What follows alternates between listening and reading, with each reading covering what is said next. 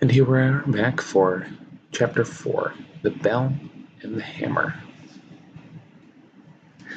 There was no doubt about the magic this time. Down and down they rushed, first through the darkness and then through a mass of vague and whirling shapes, which might have been almost anything. It grew lighter, then suddenly they felt that they were standing on something solid. A moment later, everything came into focus, and they were able to look about them. "What a queer place," said Diggory. "I don't like it," said Polly, with something like a shudder. What they noticed first was the light. It wasn't like sunlight. It wasn't like electric light, or lamps, or candles, or any other light that they had ever seen. It was a dull, rather red light, not at all cheerful. It was steady and did not flicker. They were standing on a flat, paved surface, and buildings rose all around them. There was no roof overhead. They were in a sort of courtyard. The sky was extraordinarily dark, a blue that was almost black. When you had seen the sky, you wondered that there should be any light at all. "It's very funny weather here," said Diggory. "I wonder if we've arrived just in time for a thunderstorm or an eclipse." "I don't like it," said Polly.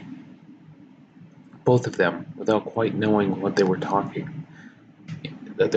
whispers, and though there was no reason why they should still be holding hands after the jump, they didn't let go. The walls rose very high all around that courtyard.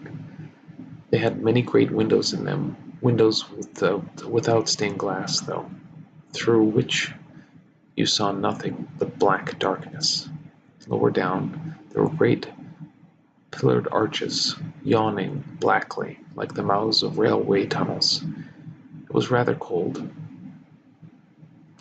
The stone of which everything was built seemed to be red, but that might have only been because of the curious light. It was obviously very old. Many of the flat stones that paved the courtyard had cracks down them.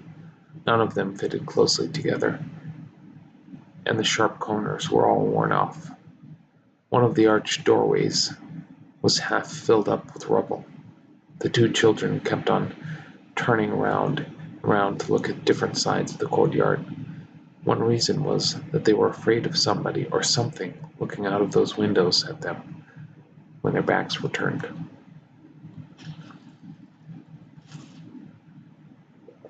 "Do you think anyone lives here?" said Diggory, at last, still in a whisper. "No," said Polly. "It's all in ruins. We haven't heard a sound since we came." "Let's stand and listen for a bit," suggested Diggory.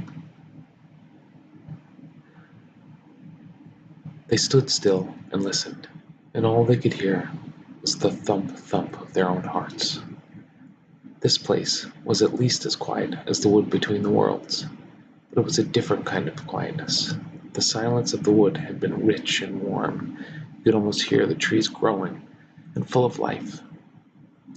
This was a dead, cold, empty silence. You couldn't imagine anything growing in it.